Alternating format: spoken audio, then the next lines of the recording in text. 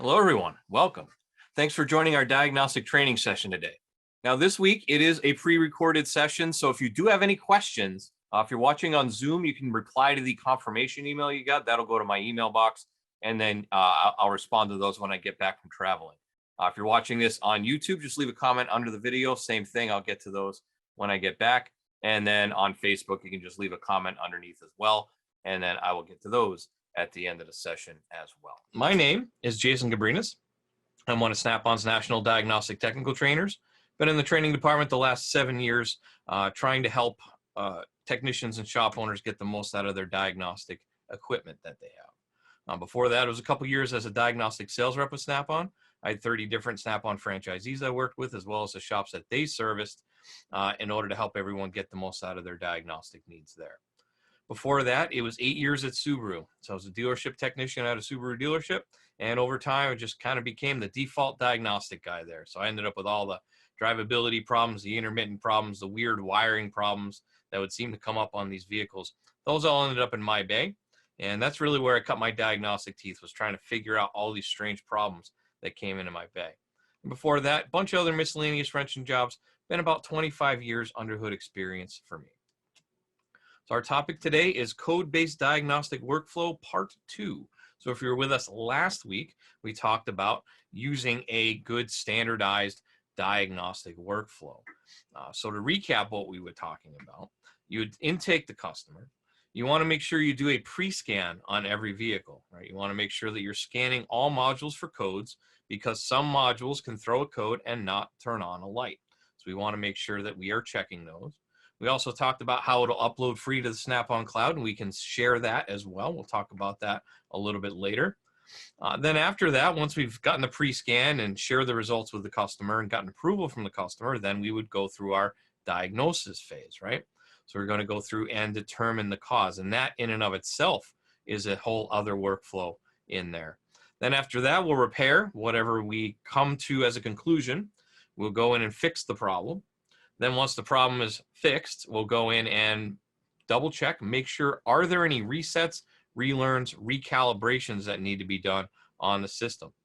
And it's not just for things you might think of, say, ADAS, right? ADAS, just about everything needs some sort of a reset or relearn or calibration. How about an oxygen sensor on a GM? You have to reset the heater circuit.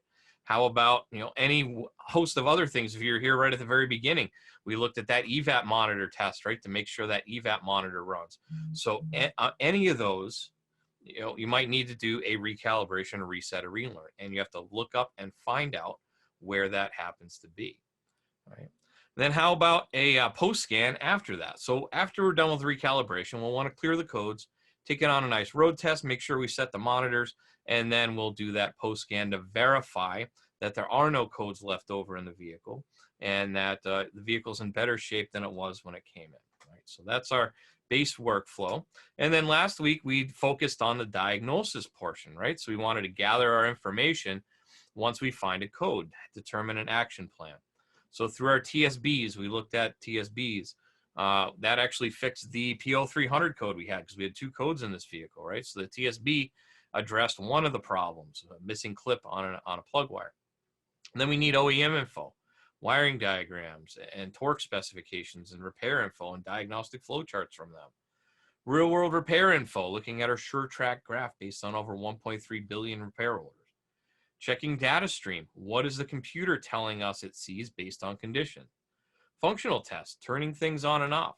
In this case, what we're working on this week, or from last week, is we had a PO446, a vent valve code, do a functional test on that vent valve, and it did not turn on or off. We weren't able to cycle it using the computer.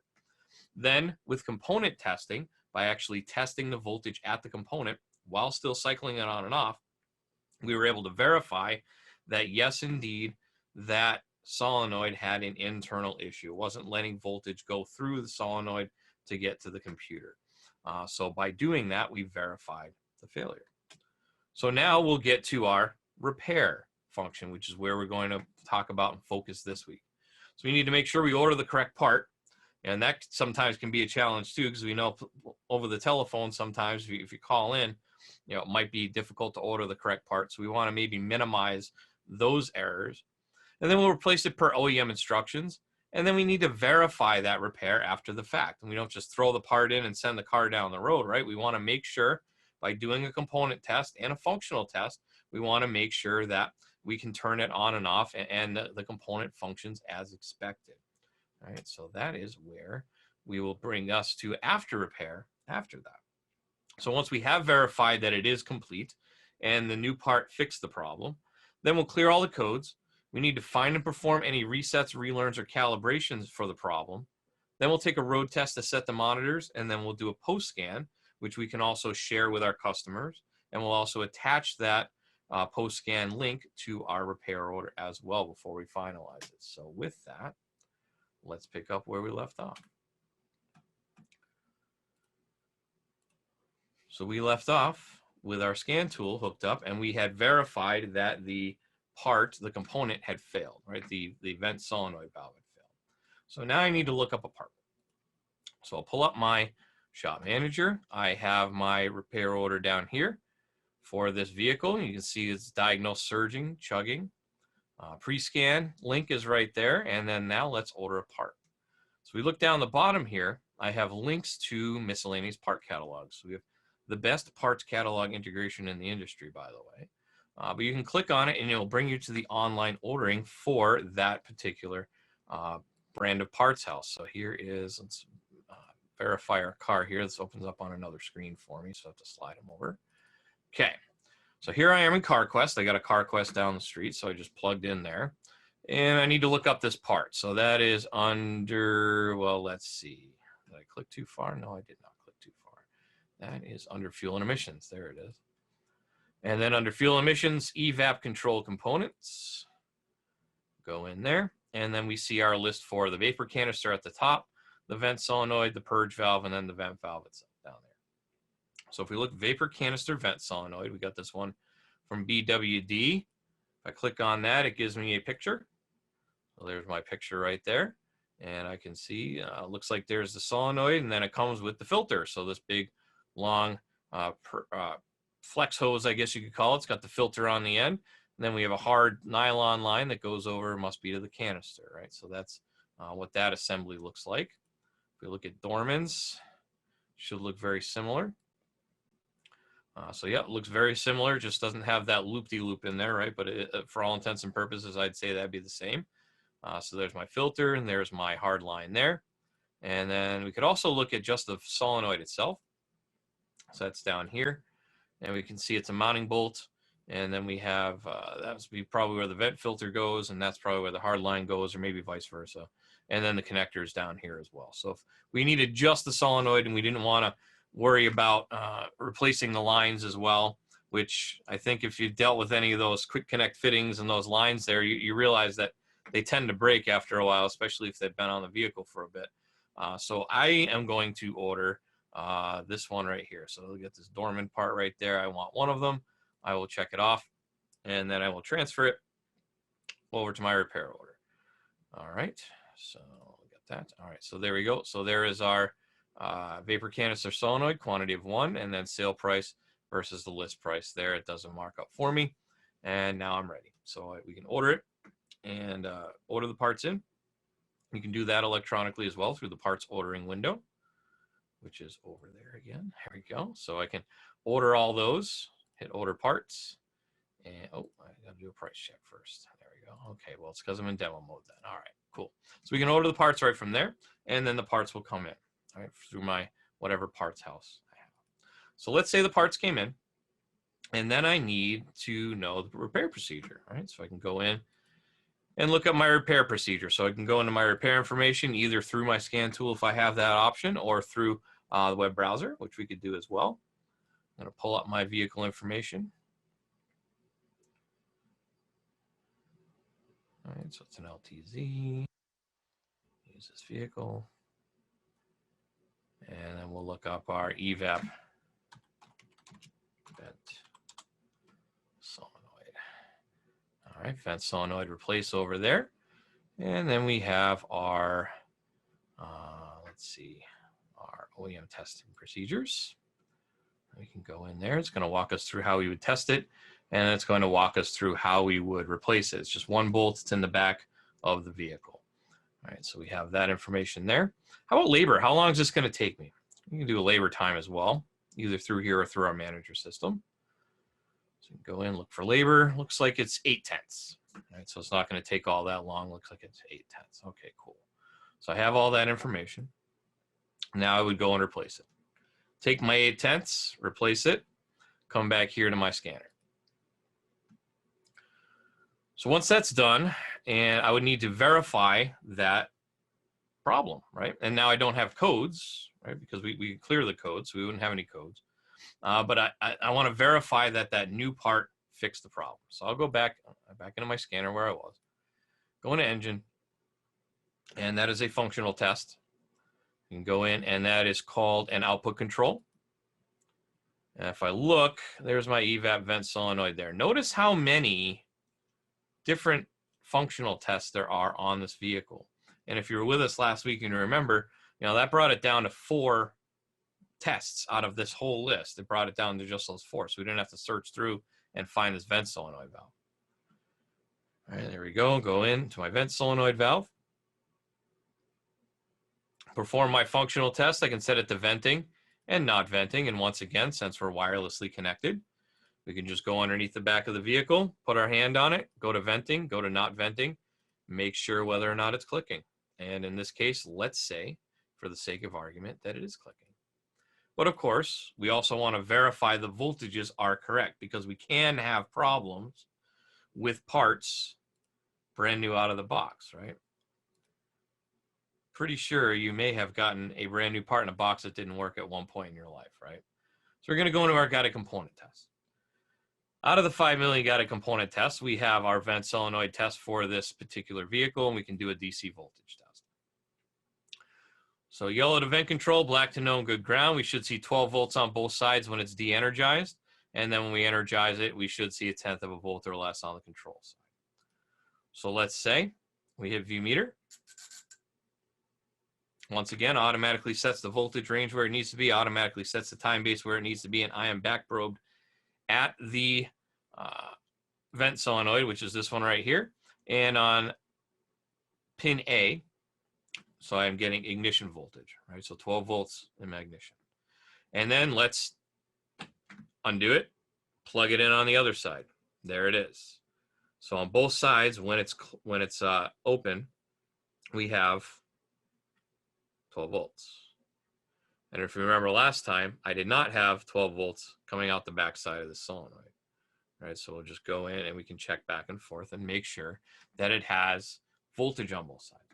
Now we also want to make sure it's being controlled properly, and we want to make sure the voltage is correct when it goes to ground, when the computer grounds it. So I want to be able to do this at the same time while I do my functional test. So once again, we'll pop my meter out. We'll go back over to my scanner where my functional test is. Pull that up, pull up my scope, snap it to the right, snap it to the left. And then if we go not venting, it should be, this is on the control side. And then if we set it to venting, it should see 1/10 of a volt or less. And we're right down there, right around that 0 volt mark. All right, so that means it's working. Set it to not venting, it goes back up to 12 volts. Set it to venting, it goes back down to 12 volts. All right, so that's the way it should be. So we've just verified that the component's working. Now, why did I just test a brand new part? As I mentioned, have you ever gotten a brand new part in a box that didn't work? I think you can agree that probably has happened at some point in your life. So we want to test it. I have also seen, personally, that on solenoids, switches, motors, if we even have the slightest bit of resistance and it reduces the voltage just enough where it's below the threshold to set a code, you will get a code. Even if it might still technically be working, the voltage output might not be correct. It might have just a little bit extra resistance in there, and it brings it down by 1/10 of a volt, but that 1/10 of a volt's enough to bring it down below the threshold to set a code. So we want to make sure we're not going to set that code again. And so we'll go back into my scanner, exit out of here, go back a few screens. Next thing we want to do is we want to see, are there any resets, relearns that need to be done? So first off, I'm going to clear the codes. We want to do that before my reset or relearn. So I'm going to go and clear all codes, read by code scan here. So it's going to go through, it's doing it in the background right now.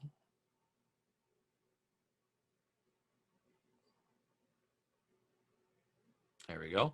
33 systems, code's cleared in all of them. Hit OK.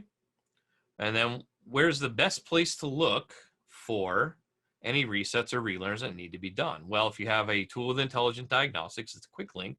Right here is service resets and relearns. If you have a non-intelligent diagnostic tool, you could simply go into Engine and find any applicable resets for this problem. But in this case, it's just a little bit faster to come in here and have them preset by what did I do. All right, this is by job. So we replaced the Evap vent solenoid. So I go in there to replace an Evap vent solenoid.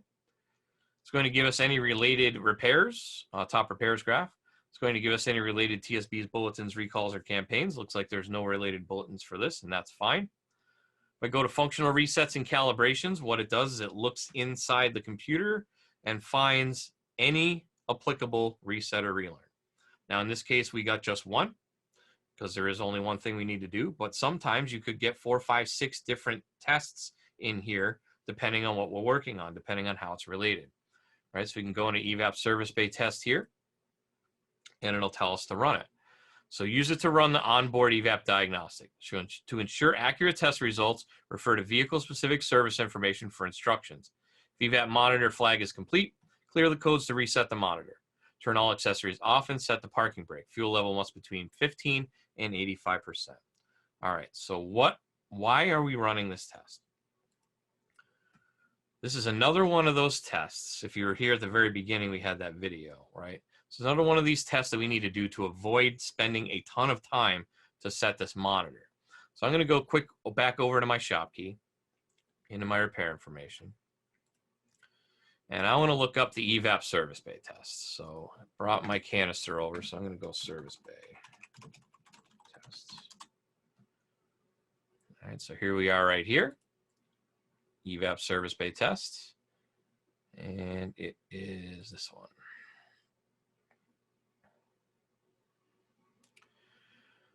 Okay, so this is how to set all of our monitors. It brings us to an article on how to set all of our monitors.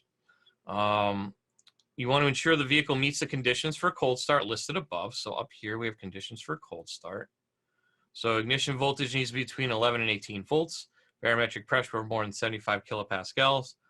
Coolant temperature, intake air temperature, and ambient air temperature need to be between 39 and 86 degrees Fahrenheit. Difference between intake and engine coolant temperature needs to be less than or equal to 10.8 degrees, and fuel level between 15 and 85%, as we said. To set the Evap monitor, it should say yes, but it's not going to say yes because we just cleared the codes, which means we cleared all the monitors. So if it says no, we need to perform the Evap service bay test if applicable. If it's not available, if we don't have access to this test, which we do, luckily, it may take up to 6 drive cycles with up to 17 hours between drive cycles for the Evap system status indicator to transition to yes. That is a long time. Right? It could take up to 6 drive cycles with 17 hours in between each drive cycle. It's pretty much a week-long process if we need to do this. So we definitely don't want to have to do that. And that's why we want to run that Evap service bay test, to be able to force that monitor in the bay without having to drive it and wait for that long. In order to go through all of this, we have to make sure, no loads are on the engine, set the parking brake, put it in park, idle the engine for 2 minutes, then we run the engine for 6.5 minutes at certain conditions, let the engine idle, et cetera, et cetera. It's multiple steps that we would need to go through 6 times in order to set that monitor. So it's a good thing we have this Evap service bay test. Let me go back to scanner. Go to Evap service bay test. Once again, between 15 and 85%, hit continue.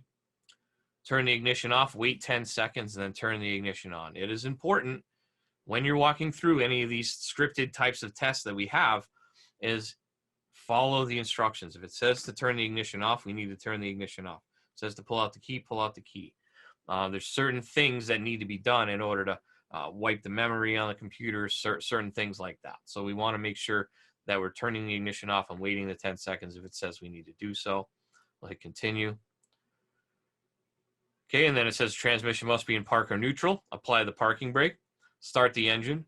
Raise the RPM and hold between 1800 to 2200 for the duration of the engine running portion of the test. So you'll run that engine around about 2000 RPM, I guess would be a good middle of the road there. And it will go through that portion of the test. And then once it's done there, it will go through the idle portion of the test. And all you need to do on this is just watch up on the top of the screen. It'll give you instructions. Since this is a scripted test, it'll walk you through it. Now I'm in demo mode, so this is as far as I can go. What it's going to do is it's going to say once purge is enabled, so that'll be when I'm sitting in that around about 2000 RPM range. This will switch over and allow us to go to the purge section. It'll just give you instructions on the top of the screen what to do next, what to do next. All right, so we have all the data, so we know any reason it may have aborted. If we have a problem with it, why did the test cancel itself? It gives us that reason there as well. Whether the result is in, whether we have it pass or fail or no result. And then anything that's inhibiting the test, if there's a reason there, that they're all data PIDs coming out of the computer. So having this information on the screen is pretty invaluable when we're trying to do this test. And I know I've spoken to plenty of people out there that sometimes this test isn't the easiest one to do just because of all the different conditions that need to be met. Same thing with throttle reset on a Nissan. I think that one takes a lot of steps and they have to be very specific as well. All right, so we want to make sure that we're just following the instructions on the top of the screen and it'll walk us through the test. So let's say that we're good there. We walked through that test and the test is over and it passed. So now my emissions, my Evap monitor is set. So we're in good shape there. Next thing we want to do is take it on a good drive cycle, drive it under conditions according to the manufacturer, as it said in that Evap test that we looked at in ShopKey earlier. Then once we've done that, we want to bring the vehicle back and do that final post-scan code scan. So we'll go into code scan, and this time it's a post scan, so we'll label the report as a post scan. It will go through and it will check all 33 modules on that vehicle and it'll report back whether or not we have codes. In this case, all green here. If I go down a little bit further, we'll see that it's all green there on my readiness monitors as well. So according to this, we're good to go. Now it saved it to the tool. So I can come down here in my vehicle record, or if I don't have a Windows-based tool, it's the previous vehicles and data. There is my vehicle system report. That would be my post scan. I can go in here and there's my post scan as it says right there. Go through. No systems with codes. Every system has no codes. Right, so that's good there. I could print it out from here if I wish to do so. Or I can go back to my Snap-on Cloud and share it this way, which is what we're going to do.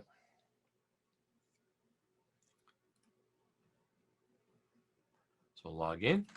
As we've said before, this is free to anyone. You just need to have register your Snap-on Scan tool with it. It needs to be a current software version on that, on your tool, which is very important. You'll see a little bit more why it's very important in a minute. But you want to make sure you have a current version of software on your tool. Here is my, let's see, 6:22 p.m. There it is. So there is my post scan here that I just did. Notice how it tags it as a post scan here on the bottom of the screen. I can click on it. It'll open up in a new window. There's my post scan there. I could print it from here since it works in any browser, or I can share the link. All right, so if I click on the link here, it gives me three options to share this link. Send via SMS will allow me to send it via text message to a customer. If I have this open on a phone, that becomes active. Send via email will allow me to send it via email on whatever machine I happen to be running, whatever the default email provider I have set up in the tool. And then copy to Clipboard, which will allow it to copy it to the Clipboard, and then I can paste it wherever it needs to go. So we'll copy that to Clipboard because I want to put it back in my repair order. All right, so we can go over here, pull up my repair order. I'm going to put in another note right here, notes, and we'll call that a post scan. There it is. Save it, and we're done. So now I have here is my symptom. Here's my pre-scan. There's my part. There's my post-scan. I can then go through and close this out. And we're good there with our repair order. Now all we have to do is just disconnect from the vehicle. Before we disconnect from the vehicle, we want to make sure down here where it says change vehicle, click on that. So that way it will stop communication with the vehicle. And this really applies to the wireless tools, is it stops communication with the vehicle, and it also resets the wireless module so we don't have any issues connecting it to the next car. So it'll stop scanner communication, hit OK, saves the vehicle record. I have no active vehicle in there, and I can simply disconnect from the vehicle, and I am good to go. So with that, that is our code to completion. That is the second half of our code to completion. So what are we talking about next week? So next week, we'll be starting an all new series of classes. We have 3 new classes coming up. Next week is going to be on ABS operation and testing. So we'll talk about the different sensors, the different solenoids, things that we need to have those anti-lock brakes work properly, and have some diagnosis tips and tricks, some scanner tips and tricks, etc. So if you want to join me, same time, same place, 6 and 9 Eastern. If you want to go to snapon.com/OT, you can join me on Zoom, save your seat there. Otherwise, the 6 p.m. class goes to the YouTube channel. So if you're watching this on YouTube, please make sure you're subscribed.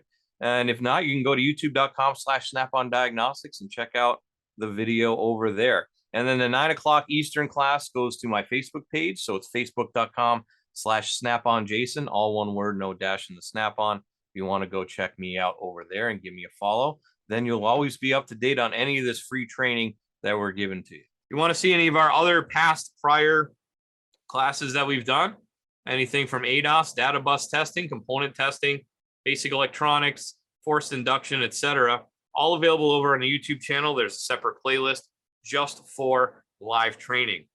And with that, we're up to Q&A. Now, as I said, this is a pre-recorded session this week. So if you do have any questions, if you're watching on Zoom, just reply to the confirmation email. That'll go to my email inbox. If you're watching on YouTube, just leave a comment under the video and we'll help you out when we can. And then same thing with Facebook, leave a comment under the video and I will get to those as we go throughout. Also want to make sure I mention my buddy Al, who also does free diagnostic training. He does tool specific training. So if you want to get a little bit more knowledge as to what your tool can do, how it works, Monday it's on Apollo, Wednesday it's on Zeus, and Thursday it's on Triton. So very thorough class all the way from let's make sure your Wi-Fi set up, make sure that's all set and going, because a lot of features on the tool actually need Wi-Fi nowadays. And that's through the manufacturer even. All the way through, let's set up your free Snap-on Cloud account so you can upload and share files. And then we'll go through code to completion, fast track intelligent diagnostics. How does it help me as a technician diagnose vehicles faster? And then that's about an hour long for all that. Each night, depending on what tool it is, he'll just do it on the respective tool. Wednesday and Thursday, though, since those tools also have scope and meter functions, take a 5-minute break after that first hour. And he goes through another hour on the scope and the meter and real world examples of where he would use that and what it would look like, fuel pumps, things of that nature. So same time, same place, Monday, Wednesday, or Thursday, pick your tool, snapon.com/OT. He only goes to Zoom, so you'll need to be, it's more of an in-person type session. Your camera's not on, but he'll be able to answer your questions. You type them in the Q&A. He's definitely able to answer your questions live, and it's kind of designed to have the tool in front of you following along with what he's doing on the screen. So once again, go check him out, snapon.com/OT. It's free. With that, thank you very much for your time today. Thank you for taking a little bit of time out of your busy week to come join us. So with that, thank you very much, and we'll see you next week. Have a good night.